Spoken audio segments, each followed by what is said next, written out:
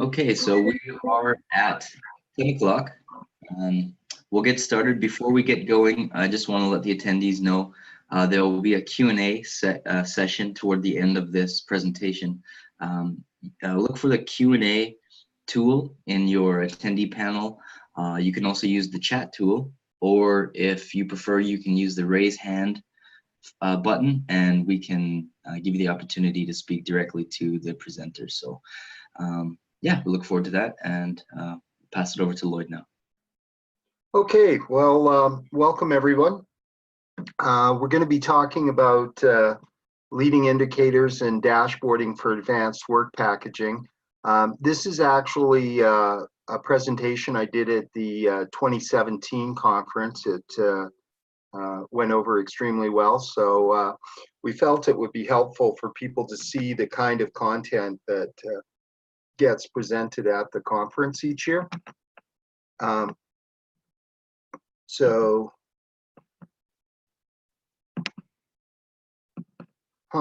Steve, I'm having technical issues. It won't forward.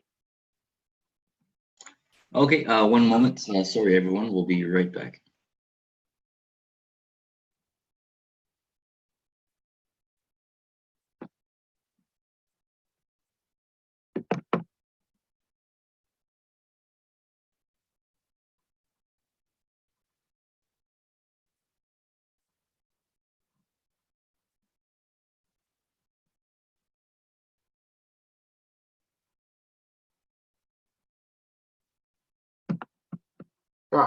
Seems to be working now. We're going to be having our conference on October 2nd and 3rd at the JW Marriott in Houston. Last year we had approximately 285 attendees. About 40% of them were owners, about 40% were contractors, and then 20% were everyone else. And this is really the place to go to network with other people that are actively using AWP. We set up an advisory committee every year made up of the leading owners and contractors that help us shape the program for the conference. My name's Lloyd Rankine. I've been involved in AWP since its inception. I was on the team that developed the work phase planning model. I was one of 4 Canadian representatives on the RT272 that developed the advanced work packaging model. I've worked for a number of owners and contractors over the last 15 years, helping them implement advanced work packaging. And basically that's what I do, and that's what the people working for me do. Basically my company does consulting, auditing, and training, but all around advanced work packaging and work phase planning. So let's jump right into the presentation.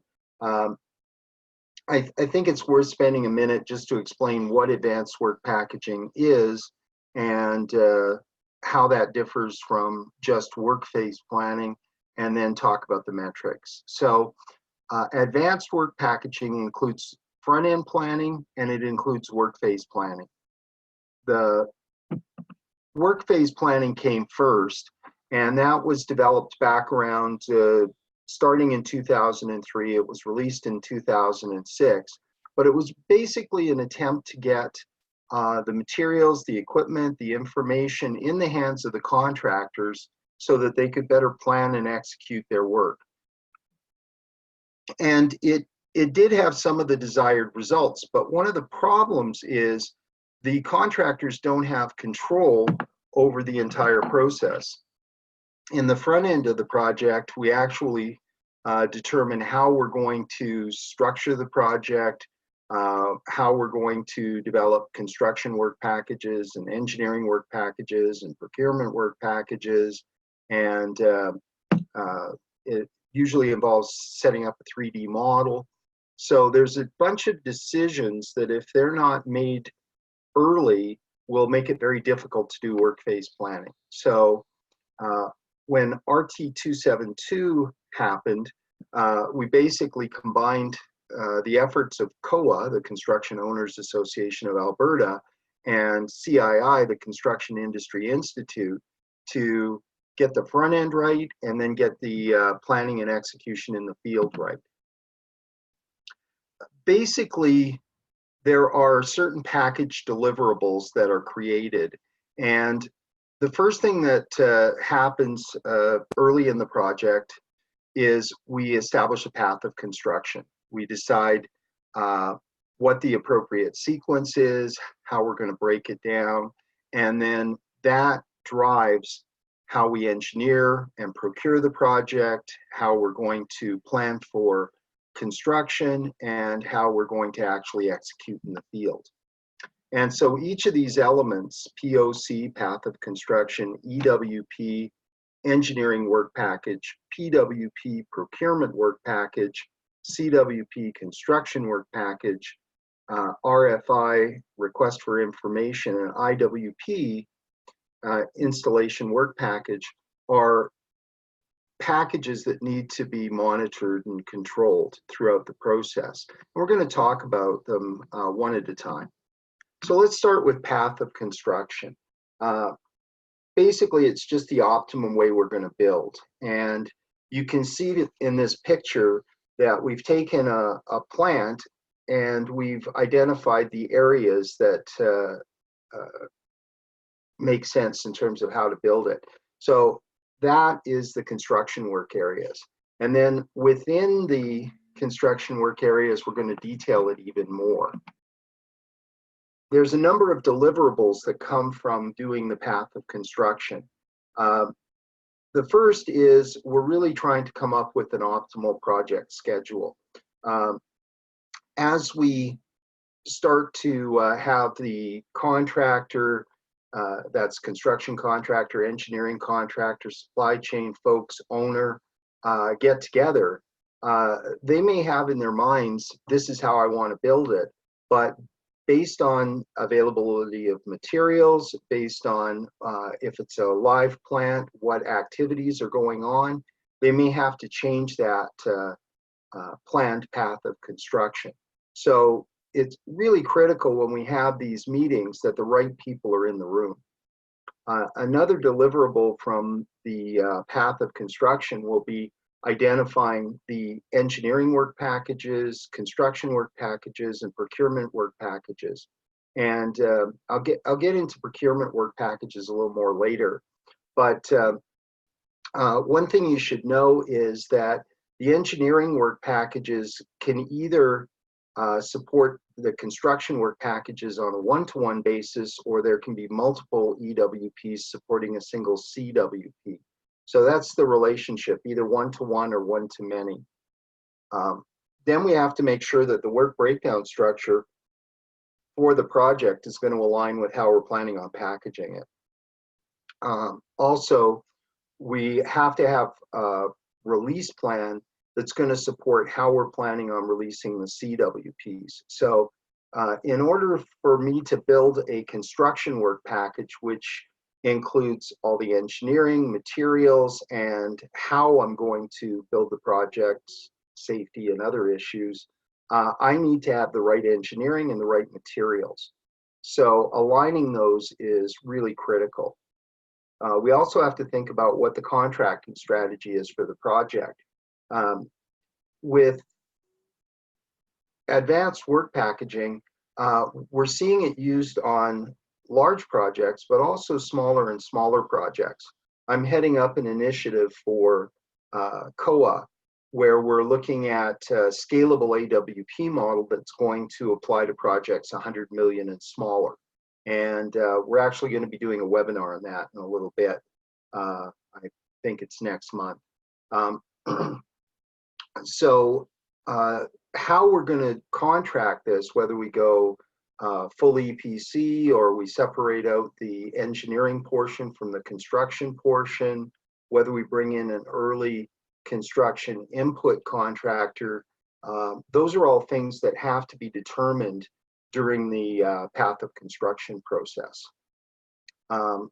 Also, we need to think about the database that's going to support the project and what information we need to collect. And with the path of construction meeting, we have all the right people in the room to help determine what those requirements are, and also to discuss what we're going to have to put into the 3D model. So, KPIs. One of the things that owner organizations and EPC organizations and construction and engineering organizations need to do is they need to start collecting information on these projects, both as leading and lagging indicators. So for the type of project that I'm looking at, I need to identify what types of inputs are required, and there's some checklists that we've developed through COA that can be made available to you. We have to determine what outputs are going to come from the path of construction process. We need to determine which stakeholders need to be involved, what types of meetings need to be held, and what deliverables they're going to be. And then we need to craft check sheets, other devices to let us know how we're doing. Are we collecting all of the necessary inputs? Are there some that are missing? Have we got the right stakeholders involved? If we don't have the correct stakeholder involvement, we want to know early, because we know that's going to impact the deliverables from the path of construction. It's fairly common for operations not to be actively involved during the path of construction exercise because they don't see it as directly impacting them. But then when we go to execute the project, their involvement is critical. So we want to make sure we get all the right players involved at the right time, and we want to be monitoring that. And when I say monitoring, we don't accept, yes, we're doing it. We look to see who was at the meeting, when was the meeting held, how many meetings were held, did all the input information that was needed get supplied to the group before they actually got together.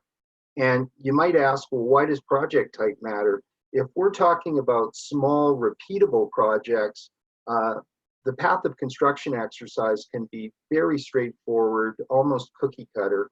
If we're talking about larger debottlenecking, brownfield type projects, there's a lot of complexity there. And there also is a uniqueness to each of the projects that we have to take into account when we're doing our path of construction. So that leads us to the engineering work packages. And basically the engineering work packages contain all of the engineering information, the drawings, the bill of materials, everything that's going to be needed from a design standpoint to build that structure. It doesn't include some of the construction issues like scaffolding and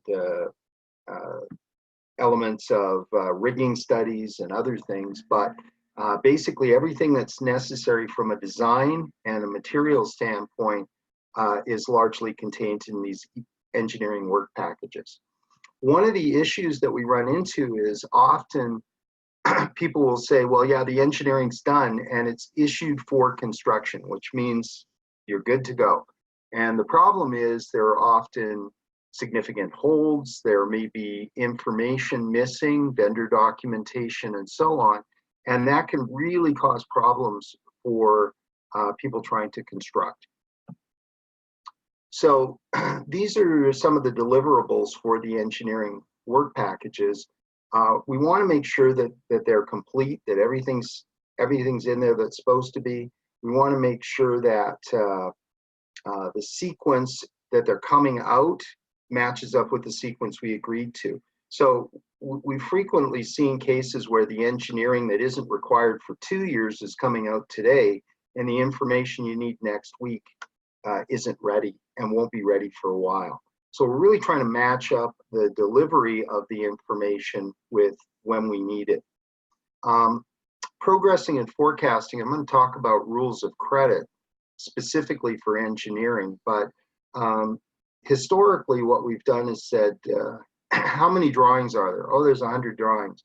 How many do we have? Oh, we've got 75. Okay, we're 75% complete. That tends to give a false sense of progress. And just think of it, if you're the constructor and you're waiting for engineering and they're telling you they're almost done, but really there's some key things they're waiting for that are going to affect completion, it's going to be very difficult to plan. So we have some proposed new ways of doing rules of credit for engineering, and I'll get into those in just a couple of moments. Also, we want to do completeness checks. We want to have readiness checklists for each EWP. So if we're on a project that's fairly large and has lots of EWPs, we want to know on an individual EWP by EWP basis exactly where it is and what needs to be done to get it completed. And if there's going to be delays, we need to know that so we can plan for it and look at alternative options. We also have to look at how the packages can be expedited, and we need to audit to confirm that what's being told to us is actually in accordance with what's supposed to be happening. So what are some of the KPIs we can use to assess how the engineering work packages are doing? Well, we need to look at how complete are they. We need to look at the sequencing. Are they coming out in the sequence that was planned? We need to look at how we're going to progress and forecast them, and I'll talk to that in a moment. We're also going to need to look at, oh, I put completeness in twice. It must be really important. Also, we need to look at the expediting, and we need to look at the results of the audits. So here's an example of a rules of credit for generic EWP. Remember I said before that the traditional way is we figure out how many drawings there are, we figure out how many we've got, and that tells us our percent complete. Well, that's not really a good way of doing it. And let me give you a personal example. We were working on a project a couple of years ago, and when we got to the project, we asked on a specific EWP, where is it? When will it be ready? And we were told 2 weeks from now, we're going to have it ready. We checked 2 weeks later. How's that EWP coming? It's going to be ready in 2 weeks. We were there for 6 months. At the end of 6 months, our last question was that EWP we were asking about, when's it going to be ready? In another 2 weeks. Obviously, there's something missing, right? And the something missing is they didn't have vendor documentation. And they'd been told at the beginning that the vendor documentation was going to be 6 months before it arrived. Now, once they got the vendor documentation, it was only going to take them 2 weeks to finalize the EWP. But can you see how from the constructor's standpoint, it would be very confusing when every week they're told we're only 2 weeks away, when in fact they knew it was 6 months before they were going to see an IFC EWP. Just a communication breakdown, maybe, but if we can progress these more accurately, then we can plan and execute better. Now, this is a generic EWP, but some of the discipline-specific EWPs have other issues. Now, I want you to take a quick look, though. Until I get my vendor data, I can't pass 55% complete. And until the model's finalized, I can't get past 70% complete. So this is a more conservative way of assessing where you are in engineering. We've been presenting this for several years now at conferences. We've been talking to clients about it, and we had a riot the first time we raised the issue. It's now starting to become accepted that the way we do it isn't working, and we needed to find a better solution. And this is one that's being looked at. For example, on the project I'm working on now, this is something we're seriously looking at implementing. Okay, so when we start talking about something like piping, we're now looking at something that's discipline specific. That first example was generic. This one's discipline specific. You'll notice that in this particular rule of credit, we actually have stress testing we have to do.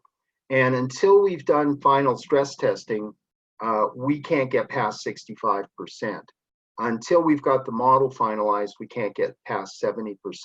So each discipline needs to adapt that first generic example I showed you for the discipline itself to take into account things that might be particular to that type of work that's being designed.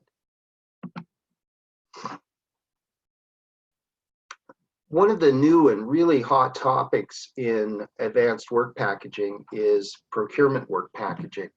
Now, it makes it sound like we've got a document or some sort of physical activity, and it really isn't. It's a database that ties the materials and equipment back to the engineering and construction work packages. And the goal of the PWP is to make sure that everything that's needed to build that item, equipment, materials, everything that's needed to build it is actually there. And that can get complicated because we can have materials that are under the care and custody of the engineers, under the care and custody of the owners, under the care and custody of the contractors. And they may be in virtual warehouses, they may be in temporary storage facilities. So it's a tricky matter to make sure that we have everything. And the PWP is the way that organizations are working to do that.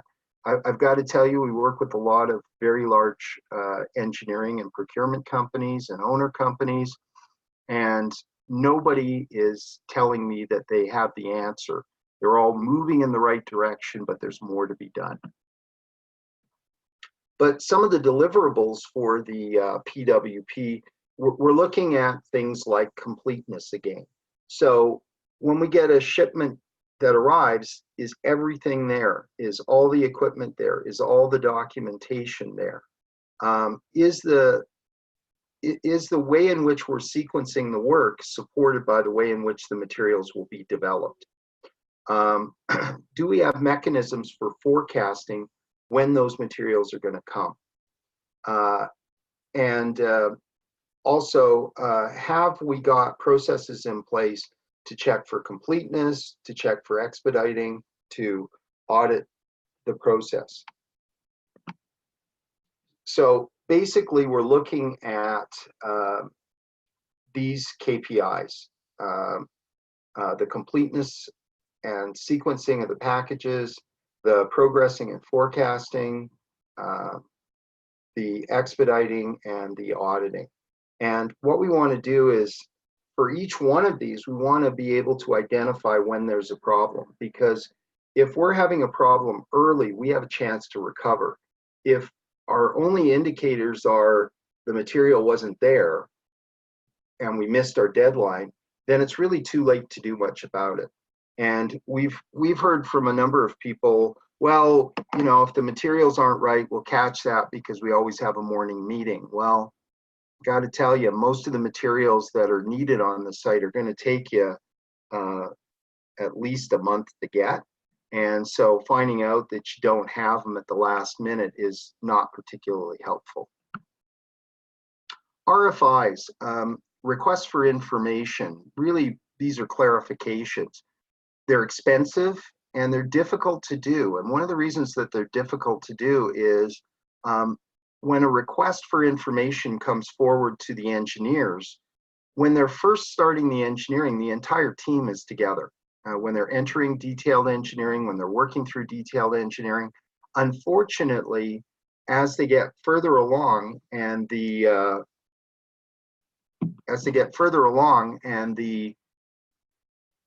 team starts to disband and move on to other projects, that's typically where a lot of the RFIs get generated. And it's hard for those ones to be responded to because the engineers that are responding are not the engineers that were often working on the project in the first place. So what are the sorts of things that are covered off in the RFIs? Could be design clarifications, could be requests for design changes, could be substitutions. They may find that when they get to site, there's some stuff that's been built that wasn't in the original documentation, and so now they have to figure out how do they work with that. So site conditions, constructability issues, all things that need to be handled through RFIs. And one of the things that we recommend is that the RFIs be caught as early as possible. So if you think about it, we have the CWPs being built. Well, you've got probably an early construction input contractor who's putting together the CWPs. They should be able to review the material and identify questions that need clarification. So instead of waiting until we get to the field, let's start asking about this when we're still in the engineering house. Next, we're going to have a work phase planning group looking at the information. Let's have them generate as many RFIs as possible before it gets to field execution. And then let's try and have a small number of RFIs actually generated in the field. Because the earlier we generate them, the less expensive they are, and the fewer RFIs we're going to ultimately have to produce. The other thing is make sure that you've clarified how quickly they're going to get a response, both timelines and also cycles. So if I ask a question, 90% of the time I want to get a response that will answer the question on the first attempt, and I want to have that response within 24 hours. If you have that identified, then it makes it a lot easier to tell if you're hitting your own targets. Okay, now we've got our CWP. Now the construction work package is basically going to be your engineering work package, but then we're going to add construction to it. So we're going to have equipment, we're going to have rigging studies, we're going to have quality and safety, and a number of issues that relate to the constructor. We're going to identify the manpower requirements. Now, these CWPs are typically discipline specific. So we'll have civil, we'll have steel, we'll have piping, we'll have electrical CWPs. And the engineers will provide us with the design information and the material information. And then the constructor, based on how they're going to build it, will add additional information to the package. There are templates available for both EWPs and CWPs in the Advanced Work Packaging Model, RT272, which you can get from the Construction Industry Institute.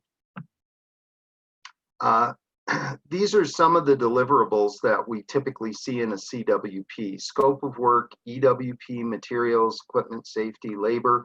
But there's actually 21 items in the recommended CWP that CII has developed. And really, you need to look at, given the nature of the project we're doing, do all of these things apply? I worked on a project up in 200 miles from the Arctic Circle, and environmental was huge. You spilled a cup of coffee, you had an environmental incident. Same thing happens in Houston or Calgary, not an issue. So some of those things are going to be very project specific, and we're going to need to go into either more or less depth depending on the nature of the project we're doing. We need to forecast the CWPs, and since the CWPs are comprised of the EWPs and the materials, which are tracked through the PWPs, the first thing we have to look at is, are we starting to see any delays in those inputs to the CWP production? Then the next thing we need to look at is, based on what has to come together to build the CWP, how are we tracking? Can we progress where we are, and can we forecast when it'll be done? And then finally, we need to look at, are these CWPs going to be released in accordance with our release plan? So these KPIs need to be tracked, and we need to start reacting before the problem becomes critical. So as soon as I start to see that my EWPs are trending against the schedule, we need to find out, what are the engineers going to do to deal with that? Are they going to expedite? Is there going to be a substitution, and another EWP that's on the same critical path is going to become our focus? But we need to plan these things out before it goes critical. Next, we've got IWPs, and these are small crew level packages that will keep the crews busy for a period of 1 to 2 weeks. And basically, what we're trying to do is make sure that when a crew is out in the field going to execute, that they have everything they need to do the work in a safe, efficient, and effective manner. On most projects, we're going to find that materials, equipment, engineering are probably the biggest problems that the crews have executing effectively in the field. And that's why we look at things like RFIs. So these packages are typically built by craftspeople or people with very strong construction backgrounds to make sure that the crews have a solid package that they can execute. These are some of the deliverables that are in an IWP. And I'm not saying that every contractor includes every one of these in the IWP, but this is a list of things you would typically see in an installation work package.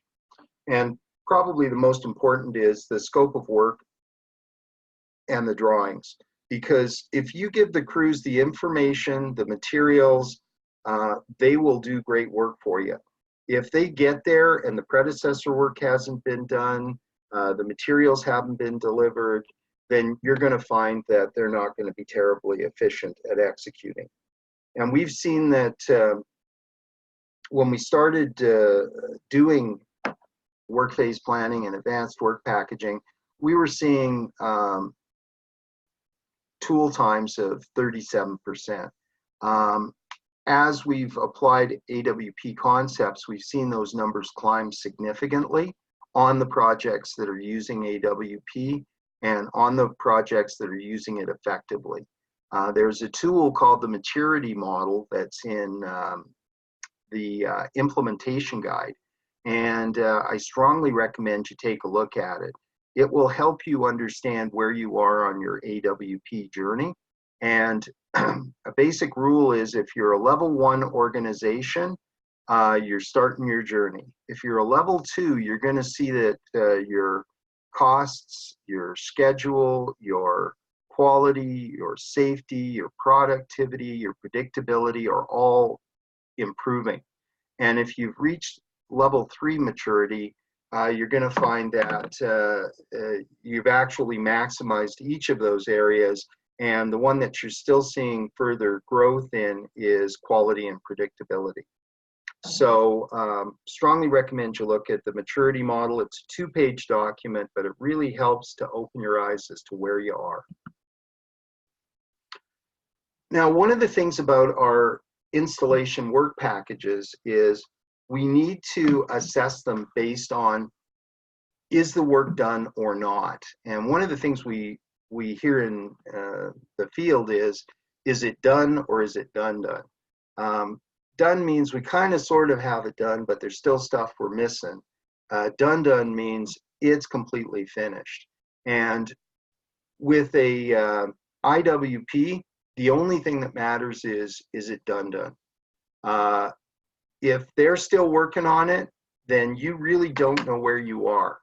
So for IWPs, if they're only a week or 2 weeks worth of work, we don't want to progress them on a percentage completed basis. We want to progress them on it's done or it's not. And this really highlights where we have problems. We've seen cases where the same package, which was supposed to be executed in a couple of weeks is still in the field 3-4 months later. And that's an indication either that they put the wrong things in the package, or that they're not really working based on packages, they're just working based on drawings. And so there is no attempt to clear the package. Now, because the package is in the same geographic area, it's a lot easier to do your QC work, to confirm that the package is actually complete if it's in one area. If we've got a few things done over here and a few things done over there and some stuff done over here, then we really don't know exactly where we are, and more importantly, we don't know exactly when we're going to be done. These IWPs are a level 4 activity or a level 5, but really we're looking at our schedule and we're saying, are they releasing these IWPs the way the schedule said they were supposed to? Now that doesn't mean that we can't take a package and release it out of sequence, as long as we do it in a thoughtful way. So for example, one of the projects I was on had some packages where if the wind kicked up, they couldn't do the work. They had a sufficient backlog.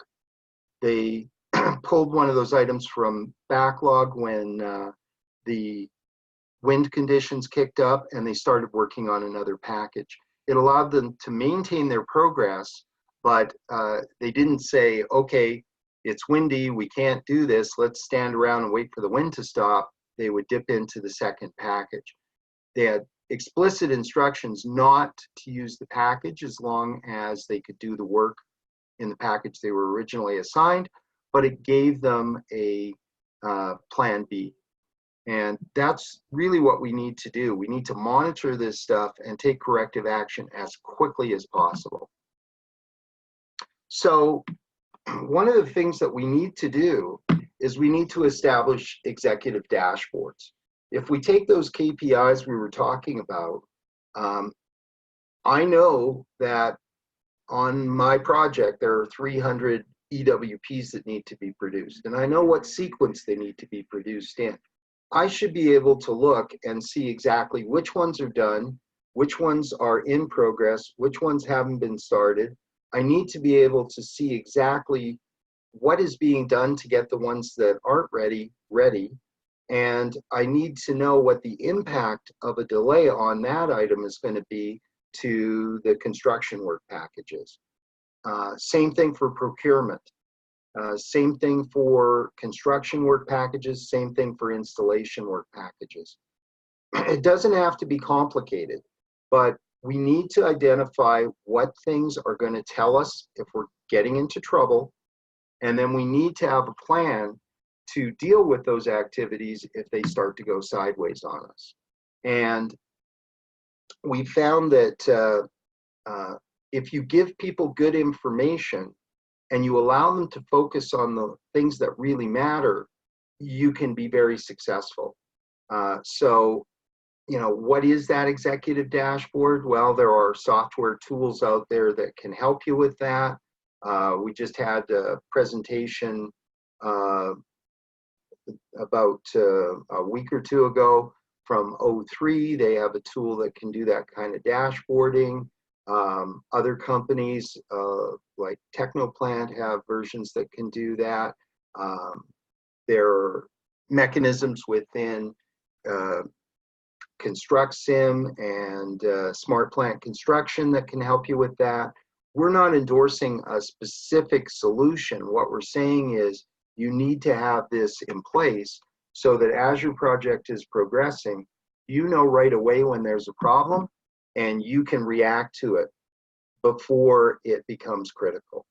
So Steve, that's basically my presentation. I'm going to open it up to questions, but before we move on to that, I just want to say we're going to be having the 2018 conference in Houston, and we've already got a number of owners, a number of sponsors lined up. We're working on the program, and we'd love to see you there. So Steve, you want to open it up to questions? For sure. So as a reminder to all of the attendees, there is a Q&A tool, chat tool, and a tool that you can use to raise your hand and speak directly to Lloyd.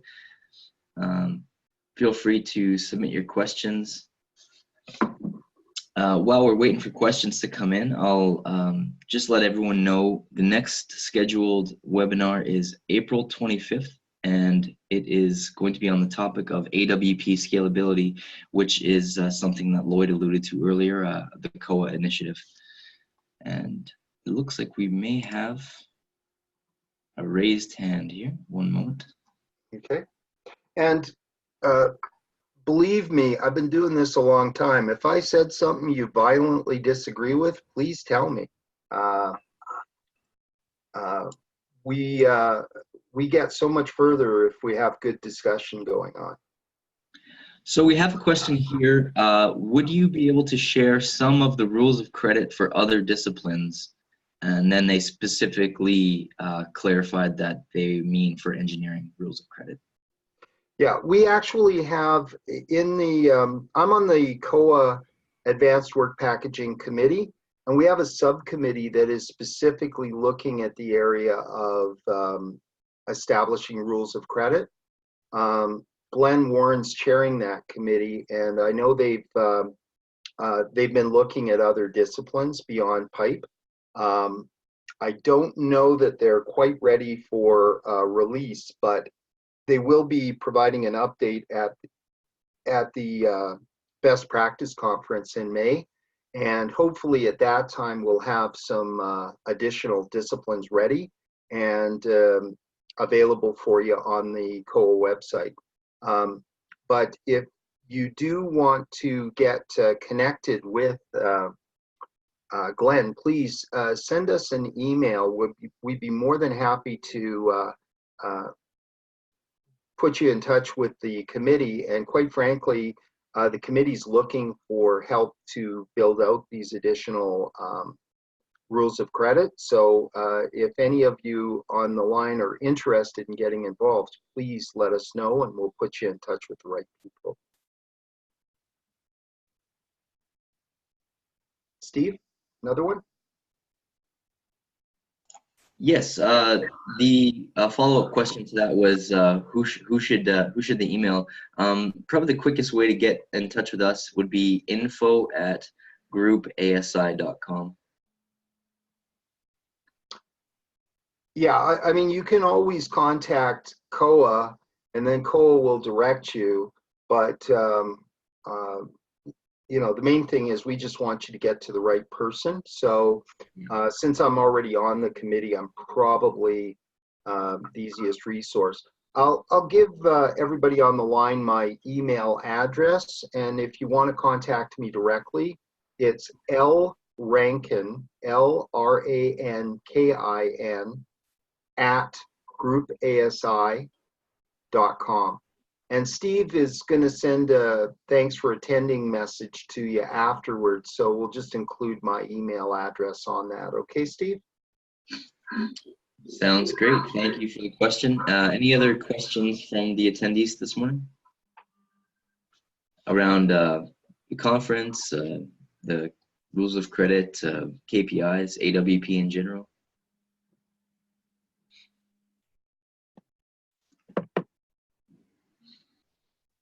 Okay. Well, okay. Well, I want to thank everybody for attending. And please, if you have any feedback, questions, if you want to find out more about what the committee's doing, or more about you know, what's going to be going on at the conference, please don't hesitate to give us a call. Thanks very much for everybody attending, and we look forward to seeing you hopefully at the COA conference in May, and also hopefully at the conference in Houston, the AWP conference. Thanks very much, and look forward to meeting you all in the future. thank you. Thanks, Lloyd.